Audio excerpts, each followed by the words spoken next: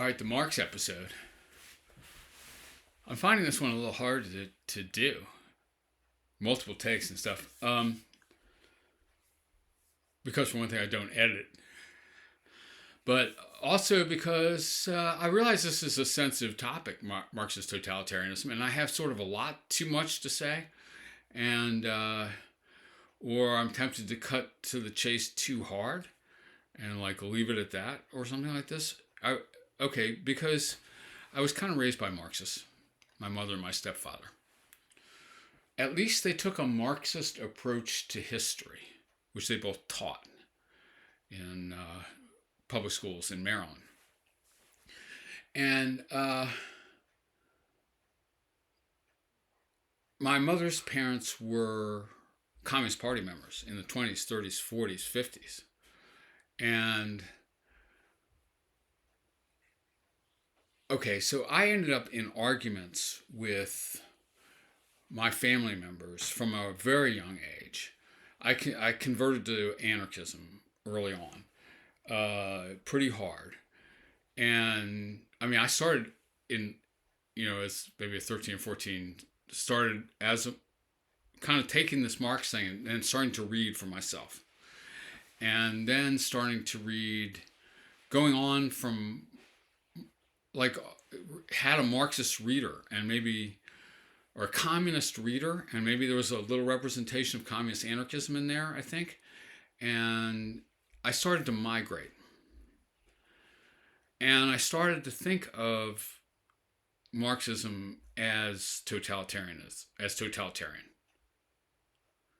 And I heard my parents defending specifically the Chinese Cultural Revolution when I was a younger teenager, early 70s, I guess. And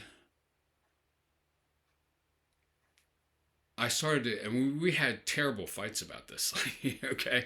And, it's not that we had really good coverage of the Cultural Revolution, or a real clear vision of what's going on, or information that wasn't suspect as coming from one or another propaganda source, pro or anti.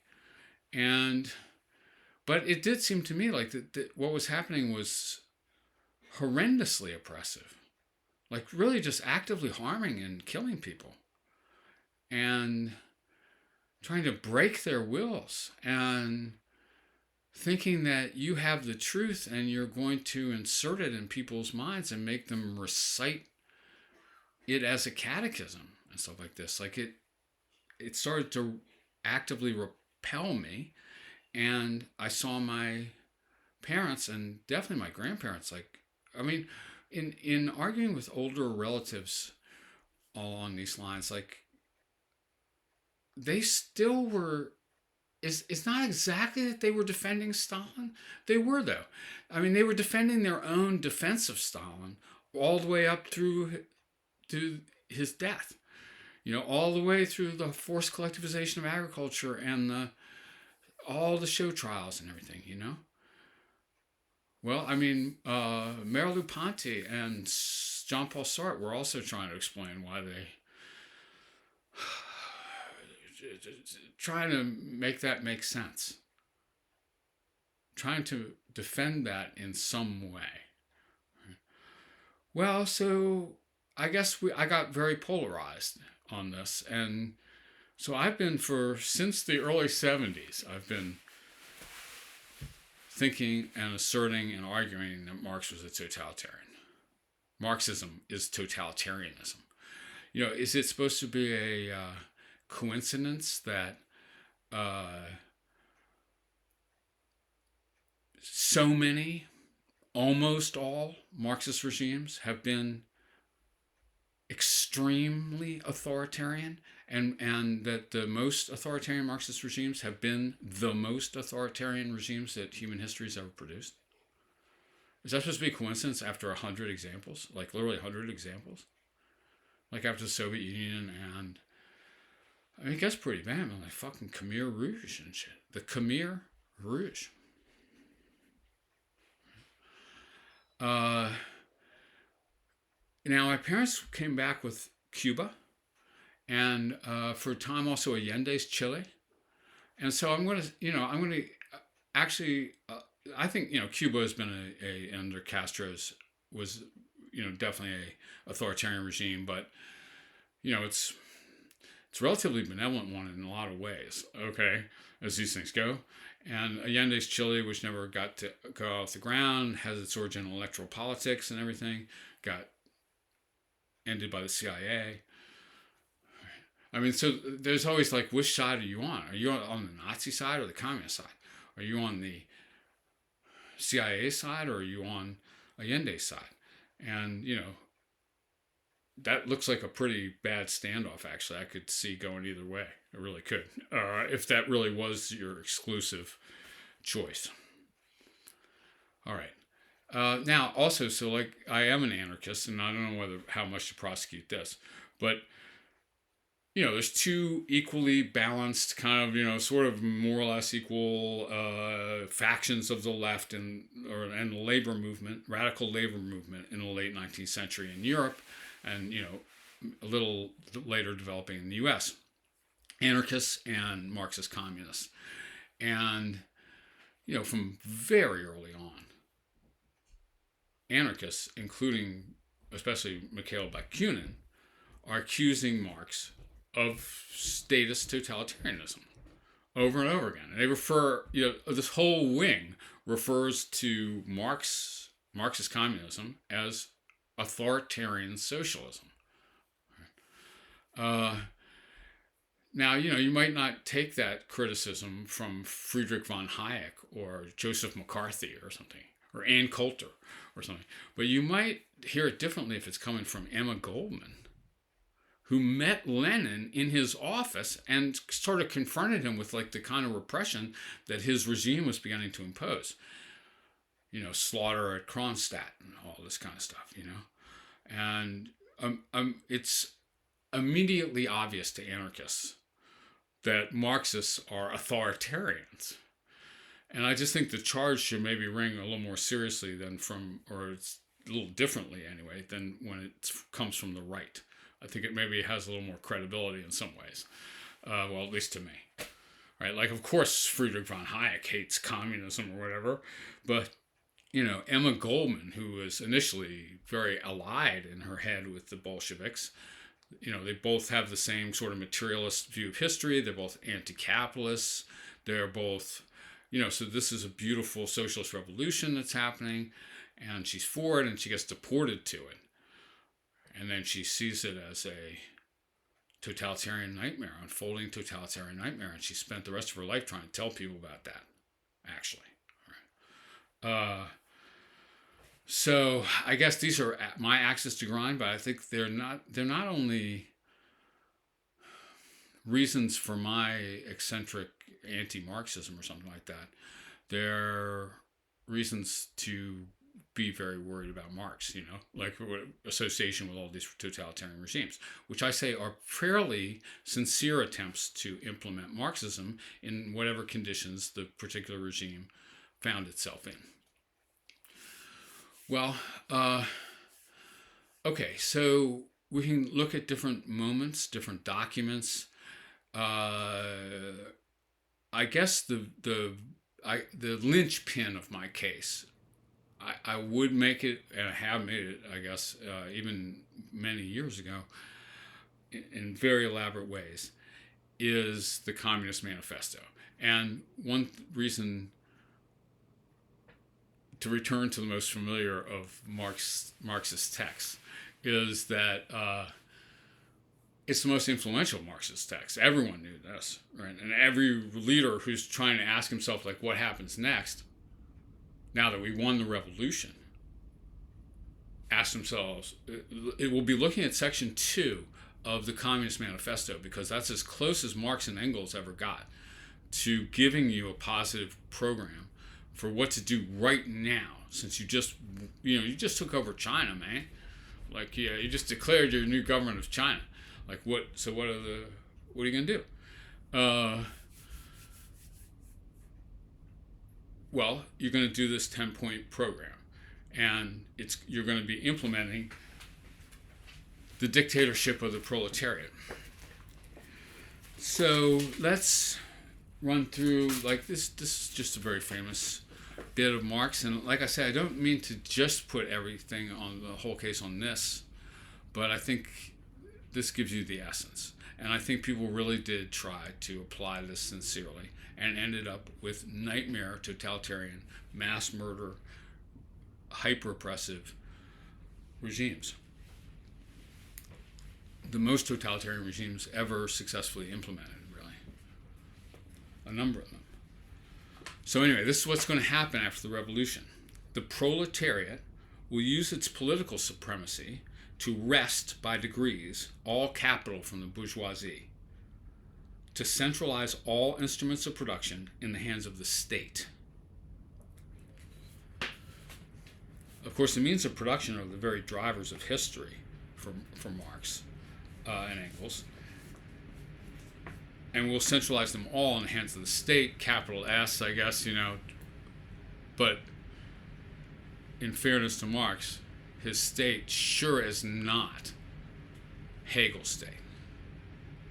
The state of Marx, the state for Marx, is the enforcement mechanism of the ruling economic class, social class.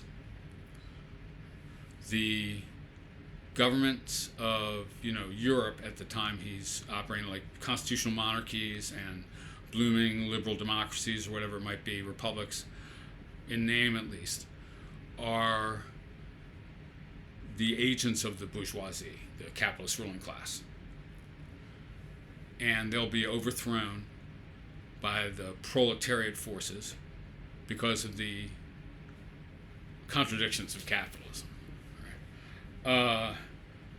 So the state is nothing but a representative of the ruling economic class. So we'll centralize all means of production in the hands of the state, i.e., of the proletariat organizes the ruling class, the dictatorship of the proletariat. That's a phrase he uses here. And to increase the total of productive forces as rapidly as possible.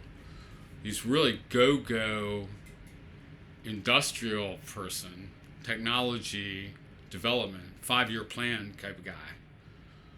He's not anti-industry. He's pro-industry. He thinks it should be intensified, made more rapid in its development. You might think of the ecological consequences of that, and those were visible in various communist regimes, of course. Although, of course, in capitalist regimes too, but very badly in some situations in Eastern Europe, for instance. Okay. But at any rate, of course, in the beginning, this cannot be affected, the centralization of all means of production in the hands of the state, except by means of despotic inroads on the rights of property and on the conditions of bourgeois production, by means of measures, therefore, which appear economically insufficient and untenable, and also wrong, because they are despotic. But, I mean, in a way, like, I admire the honesty. Like, at least our initial measures will be despotic. And, if you listen to Lenin, if you listen to Trotsky, all right, they will endorse this. I mean, like the initially, it's despotism. It'll appear despotic. Let's try that. But which, in the course of the movement, outstrip themselves, necessitate further inroads in the old social order, outstrip themselves as despotism, sheer despotism, and are unavoidable as a means of entirely revolutionizing the mode of production. Okay, well, it's despotic, yeah, but it's unavoidable. So it's, there's this theory of history behind this. Like, this will happen. It's not exactly that it should, but it should. But it also will. These measures will, of course, be different in different countries, perhaps because they're in different phases of capitalist development. Nevertheless, in the most advanced countries, the following would be pretty generally applicable. And here comes the 10-point plan that I say, and I said this in the initial episode, what is totalitarianism? Here's the totalitarian program, or a totalitarian program. Pretty central example.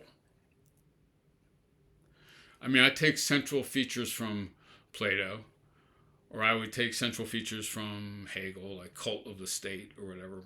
But that's only one form of totalitarianism. As long as you do this is much more practical.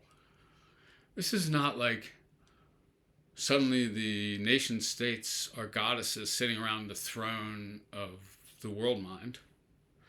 Okay, thank God we flipped Hegel over, because man, that shit was whacked.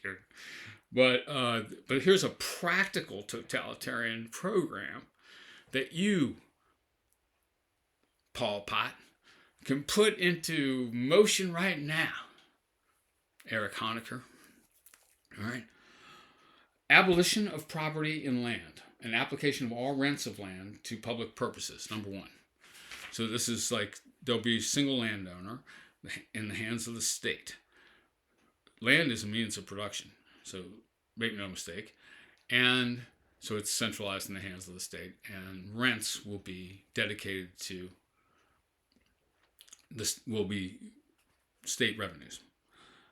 Two, a heavy progressive or graduated income tax. I mean, that doesn't sound that despotic, I guess, now, although it was pretty unusual in 1848.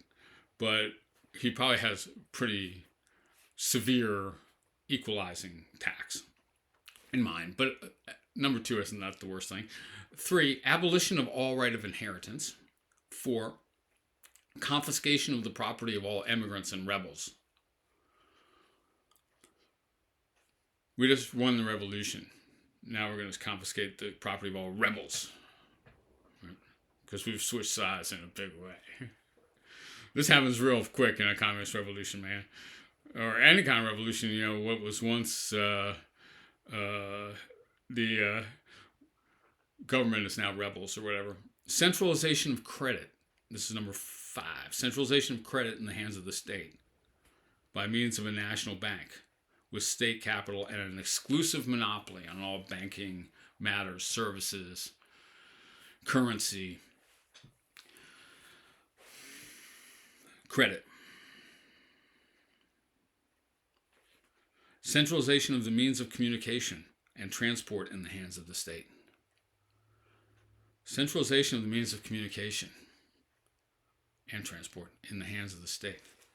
So that'll include whatever media we got going in whatever phase of history we're at, 1848. I mean, that just includes like newspapers. Anyway, we'll be your source of information. The state is your novelist. Whatever you count as communication, we're going to be centralizing it in the hands of the state. Also, if you want to get from one place to another, you're going to have to deal with us. Extension of factories, and 7, extension of factories and instruments of production owned by the state. Again, like go, more industry. Bringing into cultivation of wastelands and the improvement of soil generally in accordance with a common plan. Improvement of soil seems odd in your 10-point plan, but there it is. Equal liability, 8 equal liability of all to labor. Establishment of industrial armies, especially for agriculture, like straight up Stalin. Cultural Revolution tried this too. Khmer did too. Industrial armies and agricultural armies. Displace whole populations, conscript them. Forced labor. Lenin squarely endorses forced labor. Says it's a necessity early in the Soviet period, and attributes the idea to Marx squarely. Forced labor, or slavery is another word for that, and you'll be slave for the state, actually. 9, combination of agriculture with manufacturing, so industrial model of agriculture. Gradual abolition. I mean, some of these things are eccentric to the moment, or the guy. Gradual abolition of the distinction between town and country by a more equitable distribution of the population, equitable distribution of the population over the country. we'll be assigning you exactly where you're going to go, and we're going to be building towns, or whatever, like camps. I mean, not necessarily, I guess, but like what one thing that's clear about this, we can assign each person where they're going to be. And now we're going to be engaged in some wild ass idealized project, if we listen to Marx, where we're going to distribute people equally across the continent, if we're Russia or US, for example. I guess it's pretty totalitarian, if you ask me. But real communist regimes really tried to conscript industrial and agricultural armies and send them here and there. And it resulted in millions of deaths. And they look to this as a kind of as scripture. And lastly, and this is the another good moment, like the income tax, I guess, free education for all children in public schools, except that this has the Plato mind control component. Abolition of children's factory labor in its present form. Okay. Combination of education with industrial production, etc., etc. When, and I'm going to read the next paragraph off this too. When, in the course of development, class distinctions have disappeared and all production has been concentrated in the hands of associated individuals, the public power will lose its political character. Political power, properly so called, is merely the organized power of one class for oppressing another. Political power is merely the organized power of one class for oppressing another. If the proletariat, during its contest with the bourgeoisie, is compelled by the force of circumstances to organize itself as a class, if by means of a revolution it makes itself the ruling class, and as such sweeps away by force the old conditions of production, then it will, along with those conditions, have swept away the conditions for the existence of class antagonisms and of classes generally, and will thereby have abolished its own supremacy as a class.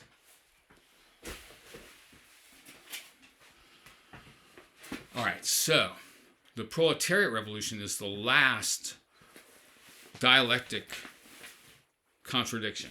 The last, and I mean, he's got more reasons for saying this as he goes on, especially. That is the end of the class system, when the proletariat has destroyed the bourgeoisie. Now there's not going to be another oppressed class emerging beneath the proletariat.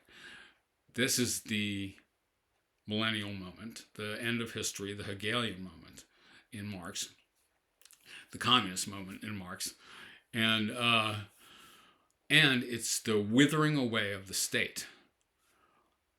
By definition, if the class antagonism is over, then the state, by definition, cannot exist.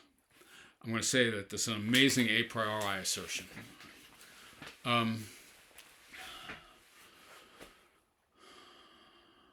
Okay, so the state, by definition, is the representative of the ruling class, the enforcement wing of the ruling social class. If the culture is not characterized by, or the period of history is not characterized by class antagonism at a certain point, then no state, there's no reason for a state, okay, and the state will disappear. And I hear people still, right now, defending Marx as a non-statist because he taught that, the withering away of the state. Again, taken seriously by, some of these guys, Lenin or whatever, at least paid lip service. Okay. Now, I mean, I'm going to just hit you hard. That is the most ridiculous piece of shit ever put forward. Okay, so we've hit that 17 times. But this is ridiculous, dude. Okay, like we're going to put all banking, all weaponry, all internment facilities, all the wealth, all the means of manufacture and education, communication into the hands of the state. And that's our strategy for making the state disappear. Our strategy for making the state disappear is to make the state the sole employer and to send armies and to conscript the whole population into into that the state command economy. All right. Yeah. Okay. If that's what, if that is entailed by the Marxist theory of history, then the Marxist theory of history is false. We'll just do a little modus tollens on that. Okay. So if the idea that the way to make the state wither away is to give it all power and all wealth, if that's false, if that's entailed by the Marxist theory of history, then the Marxist theory of history is false. And then we're going to have to sort out where it went terribly, terribly wrong. Because that shit is ridiculous. You know it's ridiculous, all right? Like, I've seen some bad paradoxes, and we've hit some bad paradoxes, and the paradoxes about freedom as obedience are the most beautiful thing. But the idea that, but here's a practical paradox. Here's a amazing paradox. Like, we teach the withering of the way of the state. Well, what we teach right now is the state will control everything. Right? I hear that.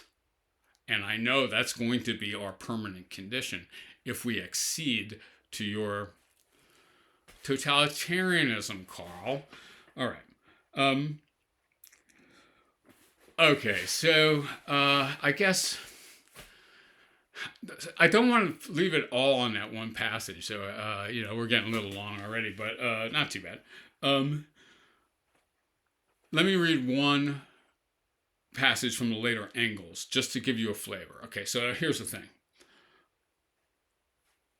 You, Mr. Liberal, and Mr. Anarchist, on different sides of us or whatever, on various sides of the spectrum out here, are accusing us of being authoritarians. You're saying we're totalitarians. This is Friedrich Engels after the death of Marx. You're saying we are totalitarian communists. But okay, so the answer might be no. We are the true Democrats. Like we are the true projectors of human freedom. But that's not what Engels says. He says this. This is later Engels. Now I'm on the Marx Engels reader. This is like the piece. Oh, shoot. Let's see. This is a piece called On Authority. Why do the anti-authoritarians, that's the title at least it's given here in this volume, the Marx Engels reader. I've had this since the 70s, I guess. 80s. Why do the anti-authoritarians not confine themselves to crying out against political authority? The state. All socialists are agreed that the political state. Why do the anti-authoritarians do this? Why do they do that? Fuck those anti-authoritarians. That's not us, bro. Definitely not. Because we're Friedrich Engels, man. We are the authoritarians. Why do the anti-authoritarians not confine themselves to crying out against political authority, the state? Why don't they leave it there? Why do they talk bad about us? All socialists are agreed that the political state, and with it political authority, will disappear as a result of the coming social revolution. Not if it's here, man. That is, that public functions will lose their political character and be transformed into the simple administrative functions of watching over the true interests of society. We're all agreed on that, man. Even me and the anti-authoritarians agree on that. But the anti-authoritarians demand that the authoritarian political state be abolished at one stroke, even before the social conditions that gave birth to it have been destroyed. They demand that the first act of social revolution shall be the abolition of authority. Have these gentlemen ever seen a revolution? A revolution is certainly the most authoritarian thing there is. It is the act whereby one part of the population imposes its will upon the other part by means of rifles, bayonets, and cannon. Authoritarian means, if there be such at all. And if the victorious party does not want to have fought in vain, it must maintain this rule by means of the terror which its arms inspire in the reactionaries. So he's promising terror, and he's describing a Marxist revolution as a proletarian revolution in Marxist terms as a authoritarian revolution, the most authoritarian thing you've ever seen. And this again, like the withering away of the state, is the authoritarian means to a liberatory end. But they're obsessed with the authoritarian means. And the authoritarian means are what's real. The liberatory ends are the yip yap, okay? Like, really, I mean, if you're asserting the authority right now, this idea that that's because you're going to, look, your revolution, if it's hierarchical and authoritarian like this, it will lead to authoritarian outcomes or murderous, genocidal even outcomes, okay? And I think you see that in history. So first of all, like the means-end separation in Marxism, again, is an attack, subject to attack by anarchists. The separation, Trotsky is famous for this, like, yay, terror. We're going to have to do this. Trotsky and Lenin hopped on this aspect of Marx so hard, and that was how they did the first Marxist revolution and prosecuted it for the next few years as well, like just total assertion of total authority. For the first time, a practical totalitarianism in a different frame and to a different degree than had been possible before. A 20th century totalitarianism. All right, that's the Marx episode.